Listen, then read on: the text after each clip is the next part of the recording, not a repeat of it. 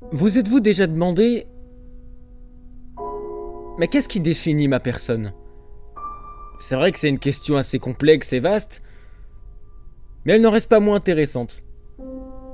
Vous vous dites sûrement dans l'immédiat que ce qui vous différencie d'un autre individu et donc vous définit est votre physique, les expériences qui vous ont forgé, votre mentalité ou encore vos origines. Et en pensant cela, vous serez légitime d'avoir raison. Oui, en effet, vous n'êtes pas qu'une simple copie d'une autre personne et vous vous définissez en tant qu'être vivant singulier. Maintenant, si je pose la question, qu'est-ce qui définit mon rôle dans cette société et ce monde? Votre perception de vous-même viendra probablement à être changée et finira très certainement par évoluer durant votre vie. Seulement, il pourra arriver durant cette même vie certains moments de réflexion qui déboucheront sûrement sur une seule et même question. Quel est le but de tout ça? Quel est véritablement le sens de ma vie sur Terre? Pourquoi dois-je prendre le bus pour me rendre à tel endroit? Pourquoi suis-je obligé de travailler toute ma vie? Pourquoi emprunterais-je ce chemin plutôt qu'un autre? À quoi bon si de toute manière, je mourrais un jour? C'est vrai, pourquoi faire tout ça si de toute manière je me verrais moi et ainsi que tous mes proches mourir? Il est donc utile de se pencher sur cette chose qui nous concerne tous, et sûrement qui nous interroge tous, la mort.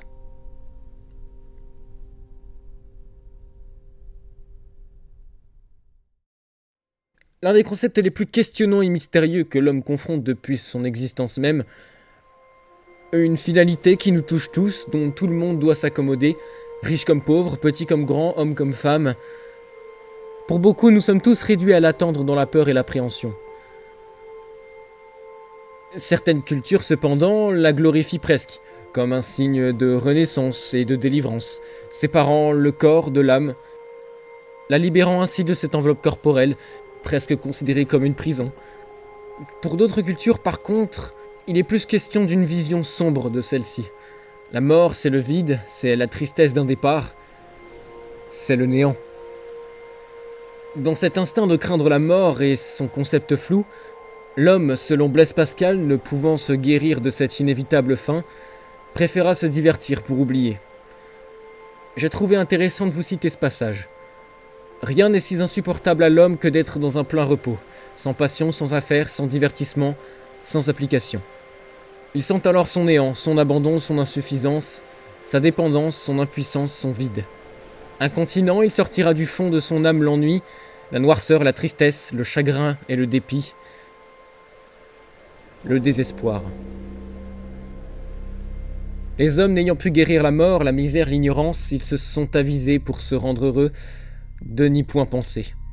Ces deux passages sont tirés de l'œuvre Pensées de Blaise Pascal, parue en 1670 pour la première fois. Elle est une œuvre inachevée du fait de sa mort, qui comporte entre autres la plupart de ses notes sur la vie, la mort, et d'autres pensées qu'il a pu avoir. Ce qui est pour moi troublant, c'est justement cette perception de la vie qui est exposée.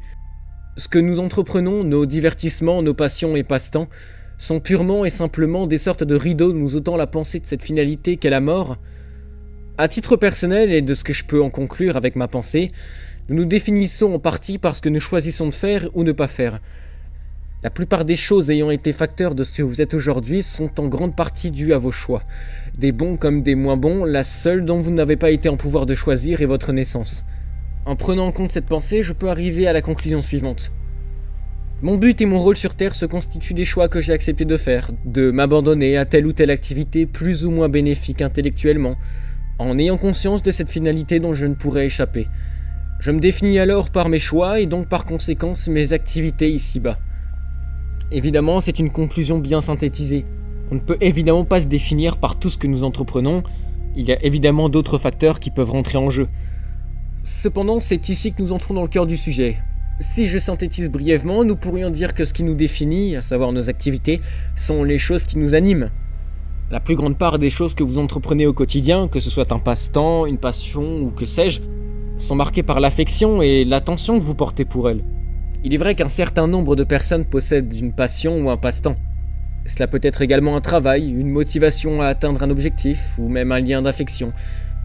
Qu'importe. Ils nous amènent tous à un but, une raison d'exister. C'est à ce moment-là que vous allez me dire, mais où est-ce que tu veux en venir, bon sang ?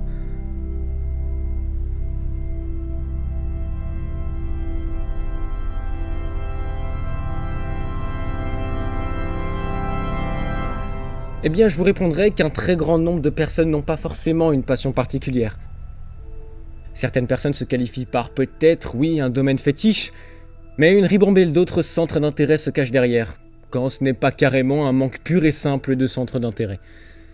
Vouloir toucher à tout. Je prendrai à partir de maintenant mon expérience et mon ressenti pour vous expliquer comment je vis avec cette volonté de vouloir toucher à tout, avoir une multitude de passions et comment cela peut devenir une forme de stress et de brouillard mental. Cette vidéo a pour but d'éclairer et peut-être apporter la lumière pour certaines personnes qui se trouvent dans la même situation que moi. Si tel n'est pas le cas, j'aurai essayé de faire de mon mieux. Et pour les personnes qui se sentent concernées par ce que j'ai pu énoncer jusque-là, j'espère qu'elle vous aidera. Depuis tout jeune, je me passionne pour énormément de choses.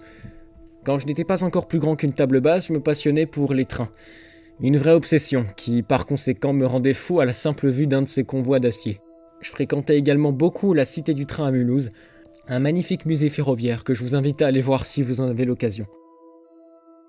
Par la suite, j'ai pu voir le film Titanic, et ainsi j'ai développé un intérêt tout particulier pour ce paquebot historique. Des documentaires RMC Découverte, j'en ai bouffé pas mal pour pas vous mentir. Ainsi, pour rester sur l'influence de grands films, j'ai ensuite été piqué par la saga Retour vers le futur. Je faisais des mises en scène des différents films avec les répliques et les moments cultes. Pour recontextualiser, je devais avoir 6 ou 8 ans à ce moment-là, et déjà en cet instant, je cumulais tous ces centres d'intérêt.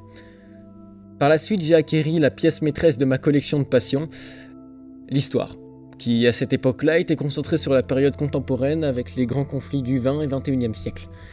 La Seconde Guerre mondiale était devenue pour moi presque un conte pour enfants, visionnant encore inlassablement des documentaires à ce sujet. Cette passion est arrivée à un moment de ma vie où je ne me sentais pas très bien et disons que c'était compliqué. C'est également dans ces années-là que j'ai commencé à regarder mes premières vidéos YouTube, des vidéos de vulgarisation scientifique comme Trash, Nota Bene, pour l'histoire, et un peu de divertissement plus simplet comme Squeezie ou Fuse 3. Je me suis intéressé, et le suis encore aujourd'hui, à l'aviation, le domaine militaire, la philosophie, la création audiovisuelle avec montage, graphisme et mixage, le doublage, le jeu vidéo et l'ornithologie, ou le monde naturel en général. Bref, j'aime beaucoup de choses. Mais compté du nombre de passions et de manteaux différents que j'endosse, je ne peux évidemment pas être bien calé partout. Cela vient assez souvent venant de personnes dans le même cas que moi, ce sentiment d'être moyen partout, de ne pas exceller dans un seul et même domaine du fait de leurs nombreuses passions. Pour ma part, le souci est que je me mets à dos énormément de pression pour être bon en tout ce que je viens de citer et autre chose. Et encore plus si cela concerne un sujet qui me porte à cœur. De ce fait, j'ai pu en conclure certaines choses.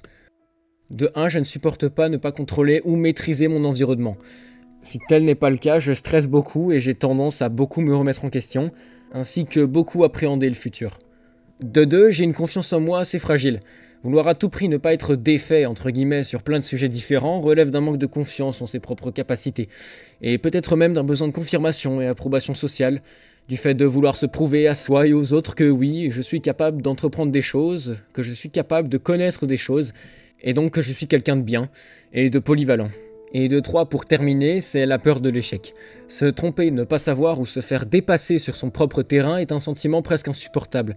Je prends l'exemple du doublage pour le rôle de Stolas, que j'incarne avec chance. Je me compare souvent à d'autres doubleurs ayant des années d'expérience ou même certains pour qui c'est le métier. C'est presque contre-productif de penser ça, de se comparer en se disant qu'un tel est meilleur sans avoir essayé de tracer son propre chemin pour évoluer de sa propre manière. Vouloir toucher à tout, c'est cette tendance à être polyvalent partout, à montrer qu'on est capable de faire des choses et à essayer de se prouver à soi-même qu'on est capable de réaliser ce qu'on veut entreprendre. Vouloir toucher à tout quand on y repense, c'est irréalisable. Non, je ne toucherai pas à tout, et non, avoir plusieurs domaines de centres d'intérêt que vous ne maîtrisez pas à 100% ne fait pas de vous quelqu'un de moyen. Et même si vous veniez à ne pas avoir de réelle passion, déjà sachez que c'est pas une obligation. Sachez également qu'une passion ne s'invente pas, elle pourra arriver dans les prochains mois, les prochaines semaines, ou peut-être les prochaines années.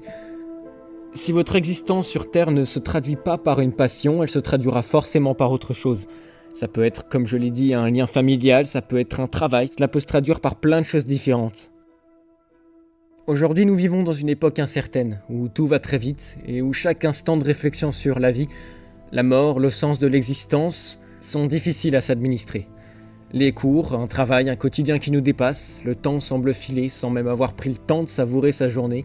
Tout semble aller plus vite d'année en année sans avoir ne serait-ce qu'essayé de comprendre le sens de cette vie que l'on vous a administrée.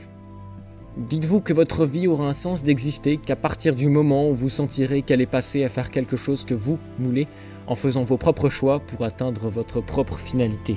Finalement, nous pourrions conclure sur l'idée que chacun se définit comme il est et chacun définira son but par ses choix et par ce qu'il désire. Vous ne sentirez qu'à votre place qu'à partir du moment où vous saurez que vous avez fait vos propres choix, qu'ils soient bons ou moins bons, on peut toujours en tirer quelque chose. Sur ce, je vous laisse sur une dernière phrase concluant ce monologue. Même en subsistant plus de 1001 vies, il serait impossible pour quiconque de comprendre les nuances et subtilités d'une seule de ces vies. Notre existence et nos buts sont régis par nos désirs d'évolution, d'atteindre son propre idéal tout en essayant de subsister dans un minimum de confort, dans un monde dont nous ne sommes que les spectateurs.